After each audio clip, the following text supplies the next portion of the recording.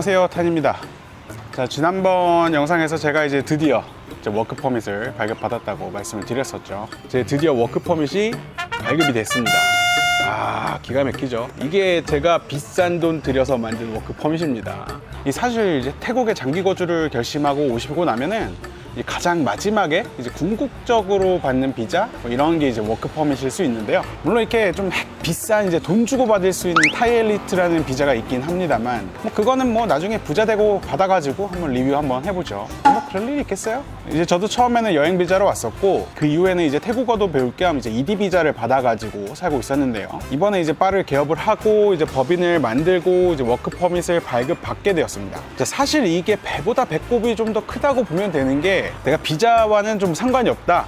그런 신분이라고 하면 사실 태국에서는 이제 내가 고용한 태국인이나 아니면 친구라든지 아니면 와이프 이름으로 개업을 해도 장사에는 크게 문제가 없다고는 하지만 이제 결국 비자가 없으면 내가 이 나라에 있을 수가 없잖아요. 그렇기 때문에 결국은 이제 정석대로 워크 퍼밋을 발급받는 게 가장 현명한 선택지이고, 그리고 그 워크 퍼밋을 발급받기 위한 돈이 이제 꽤 들어가기 때문에 배보다 배꼽이 좀 더 크다, 이렇게 말씀드릴 수가 있겠습니다. 일단 후기를 말씀드리기 전에 이제 가장 궁금해하실 비용부터 말씀을 드려보도록 하죠. 일단 비자 에이전시에 지불한 총 금액이 한 6만 밭 정도 되고요. 이게 비자 에이전시가 가져가는 이 순수한 수수료 이런 게 아니라 이 안에 이제 법인을 만들고 등록하는 비용, 그리고 비자 발급 비용 등등이 모두 이제 포함이 된 금액입니다. 다만 이제 이 6만 밭으로 모든 비용이 끝나는 건 아니고요. 이 외에 이제 사회보장보험비가 월 한 2,400바트 정도, 그러니까 하나로 한 8만 원 정도 나오고, 그 외에 이것저것 해가지고 한 20만 원 정도는 더 들어갔습니다. 그래서 비용은 대충 지금까지 해서 한 250만 원 정도가 들어갔고요. 바를 차리는데 한 800만 원 정도가 들어갔으니까 실제로 이 바 자체에 한 1,000만 원 정도는 돈이 들어간 거죠. 이게 제일 중요한 이제 비용은 이렇게 정리를 좀 해드렸고요. 이제 실제 워크 퍼밋 발급 과정에 대해서 조금 말을 해보죠. 자, 첫 번째 이제 비자 에이전시 관련된 건데,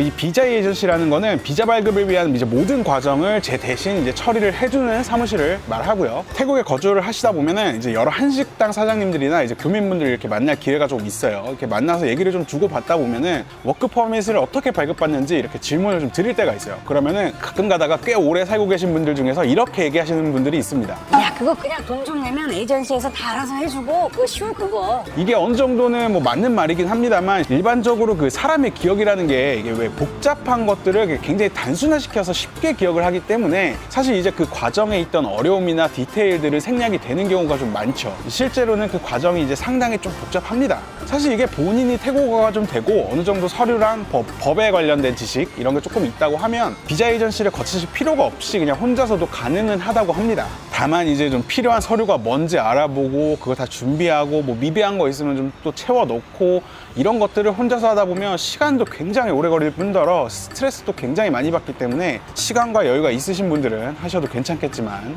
저처럼 좀 시간이 많지 않은 그런 사람들에게는 차라리 돈을 조금 더 주더라도 비자 에이전시를 선택을 해서 도움을 받는 게 낫다고 생각을 합니다. 이런 이유들 때문에 태국의 비자 에이전시가 엄청나게 많습니다. 좋은 비자 에이전시를 찾는 방법은 사실 잘 모르겠어요. 어떻게 해야 좋은 비자 에이전시를 찾나 이런 거는 좀 명확한 기준은 없는데, 저도 처음 구해봤으니까요. 그래도 일단은 무작정 연락을 취해가지고 얘기를 하는 것보다는 이제 좀 잘 아는 태국인 지인이나 이런 사람들이 있다고 하면 좀 부탁을 해가지고 좀 알아봐 달라 이렇게 부탁을 하는 게 제일 좋을 것 같습니다. 개인적으로 이번에 만난 비자 에이전시는 좀 상당히 믿음직했습니다. 일반적으로 이 태국 사람들의 일처리가 그렇게 빠른 편 그런 건 아니고, 어떤 경우에는 좀 굉장히 불성실한 사람들도 있기 때문에, 근데 이제 이 비자 에이전시 같은 경우에는 이제 매 과정마다 좀 업데이트도 상세하게 해주고 약속 시간을 일단 좀 잘 지키고 궁금한 것들 이렇게 질문하면 대답도 좀 성실하게 해주는 편이라서 좀 마음에 들었습니다. 이 태국 사람들이랑 비즈니스를 할 때 제가 좀 경계하는 말이 있는데, 이게 좀 태국말로 하면 말벨라이라 그러죠. 그러니까 문제없다 이렇게 선뜻 말하는 사람들이 있어요. 이걸 가장 경계해야 되는 게 문제가 뭐냐면, 그러니까 이제 적거나 없는 경험을 가지고 단순히 이제 괜찮다, 할 수 있다, 문제없다 라고 말하는 태국 사람들은 필히 이제 좀 경계를 하셔야 되는데요. 이게 좀 잘 풀리면 좋겠지만, 전문적으로 이 일을 하는 사람이 아닌 이상은 그 분야에 대해서 잘 모르는 이 흔히 말하는 선무당일 가능성이 굉장히 높고, 이제 그런 사람들 특징이 꼭 이제 가장 시간이 없고 급한 막바지 상황에 와서야 잘 모르겠다, 안 될 것 같다 이렇게 말을 하는 걸 태국 살면서 꽤 많이 봤습니다. 근데 이 비자 에이전시는 이제 제가 뭘 좀 물어보면 일단 그 과정부터 좀 상세하게 말을 해주고요. 뭐 어디에 가서 어떤 서류를 준비를 해서 어떻게 신청을 하면 얼마 정도 시간이 걸린 후에 어떻게 받을 수 있다. 이렇게 정확하게 말해줄 수 있는 사람이라면 좀 비즈니스를 할 만하다. 뭐 이렇게 생각을 합니다.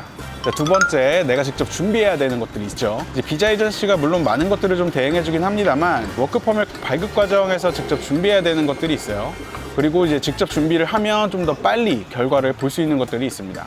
첫 번째로 좀 주소가 있는데요. 일단 사업을 좀 시작하시려면 업장이나 사무실이 좀 필요하겠죠. 사디캅. 이 업장이나 사무실에 명확한 주소가 필요합니다.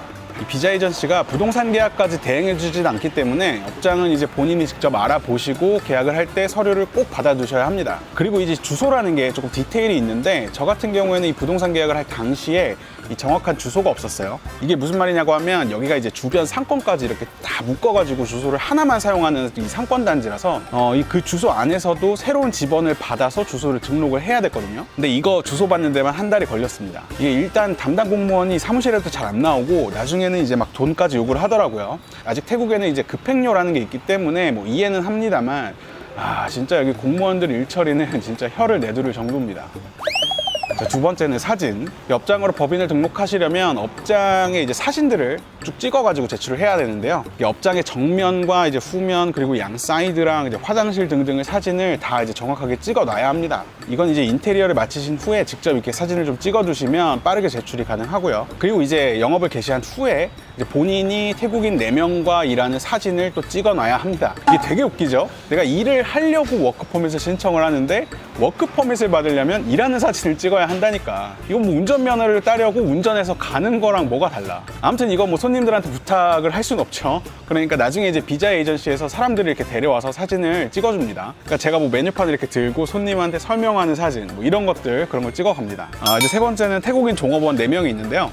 이제 워크퍼밋 발급 조건 중에 이제 가장 중요한 거라고 보시면 되죠. 태국인 종업원 4명을 고용을 하시고 이제 그 신분증을 다 복사를 해두시고요. 그리고 나중에 이제 비자 에이전시에서 서류를 가져오면 그 4명이 전부 사인을 해야 합니다. 그 외에는 이제 뭐 짜잘하게 이제 도장이라던가 뭐 회사 로고라던가 그런 것들이 있고요. 뭐 이제 직접 준비를 하셔도 되는데 이제 내가 혹시 일러스트레이터나 포토샵을 이용해가지고 디자인을 하는 걸 못한다. 뭐 그러면 나중에 외접체에 맡기신다던가 하는 방식으로 이제 미리 만들어주면 좋겠죠.